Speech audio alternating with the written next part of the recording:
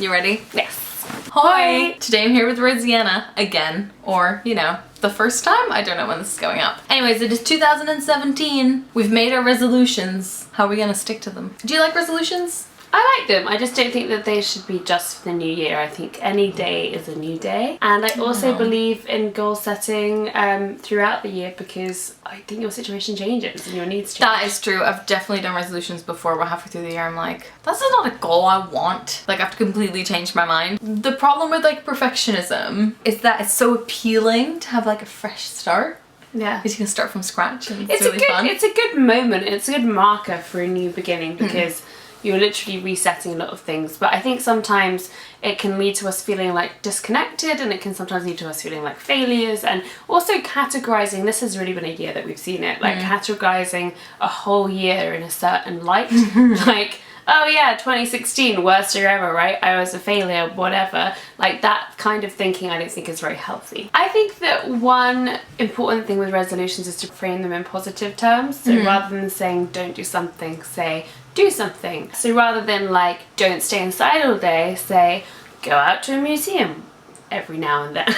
Do you like to put like measurable things on your resolutions, or are they more abstract ideas? I found myself now leaning towards a combination of the two, because I think if I do just one or just the other, I do neither of them. So this year one of my resolutions is to go on at least 2 dates a month. But it's also realistic. Like, originally I was like, I'm only going 1 date a week, and that's not realistic, because I travel for work and I do other things. You know, I'm a busy lady, so I don't necessarily, that's not necessarily realistic. And then it just contributes to me feeling like, well, I failed this one, so what's the point? Throw the towel. That's the biggest thing, I think, where like, if you fail once, just make a U-turn. When you do one thing wrong, that's not the end of the whole thing. I used to do more like, do this and this more, and now I'm trying to do like, do this at least this many times, right? Or like once a month, and then you can go, okay, I did it or I didn't do it, which is quite nice. And I think it's fine to set resolutions that have endpoints that aren't just the end of the year. Like, one of my big goals for this year is like pay off my student loan by the time I'm 26. That's in August, so that's kind of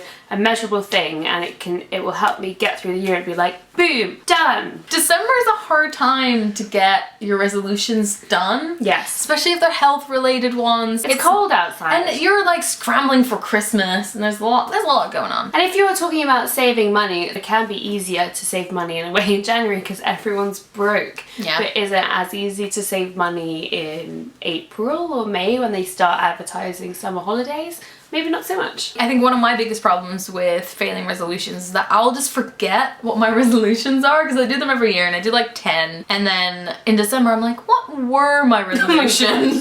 That's not necessarily the best way to go about it. So what I've done, if you can see over here in this little thing, I've written out my resolutions and I've taped them to the side of my wardrobe. It's quite nice. And also you have like progress markers there where you can go tick, and a little tick. tick. And it's more so every month I can be like, oh yeah, I was supposed to do this and this more, and that's really nice. I think it's a very much sort of, sometimes it's an out of sight, out of mind problem. Telling your friends though, I think, is a really good one, because Sana, you told us about learning Morse code. Yeah. And now I always associate that with you, so I know to like check in on it, and so I'm like, hey Sana, how's that Morse code going? Dappity dap dap. My dad will text me Morse code from time to time and I'm like, I don't know what you mean. So I think like a level of accountability that's like friendly, loving, personal growth accountability, and not like guilting, terrible, like, why haven't you done this yet? You said you were going to, is the right path. What are some other ways that you can help yourself achieve your goals? So I am a very visual based person. I have a hard time with like long-term deadlines where I'm like, yeah, I'll do it later and later. And then she just got chills.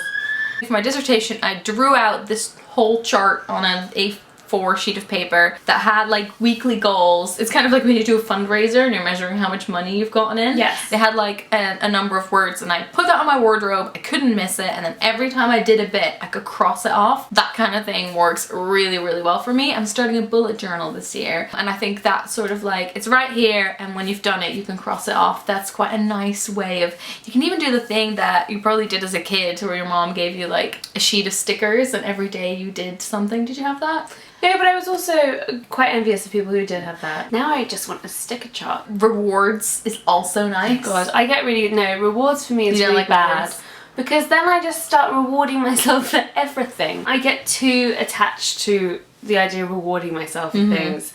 So if I put that into goals, then achieving the goal itself stops being enough. I think really for me, a lot of goals I actually managed to do because I'm making videos about them, and because I get to share them with people. If there's a way that you can document your goals, maybe like in a blog or on Instagram or something like that, maybe that's like extra motivation to do it as well. Yeah, and that's another kind of accountability that I think I really benefit from having, and I know you do too, like such a generous community. So, you know, one of my biggest goals for this year is to catch up on captioning my videos and stay on top of it, because like, you know, 1 week I'll be on top of it and then another week I'll be behind on it. But having people hold me accountable for that in the generous way that they do, like just like checking in, how's it going, how can I help, that kind of stuff, is really helpful. So that is how we're planning to tackle our goals. Those are some general tips. If you guys have any good suggestions on how you are trying to achieve your goals and how you're sticking to them, let us know in the comments. We're always happy to get more tips because we need them sometimes. Go check out Rosianna's channel over at youtube.com/Rosianna. Lots of goals, #goals. Aw, so sweet. I'll talk to you guys later. Doei!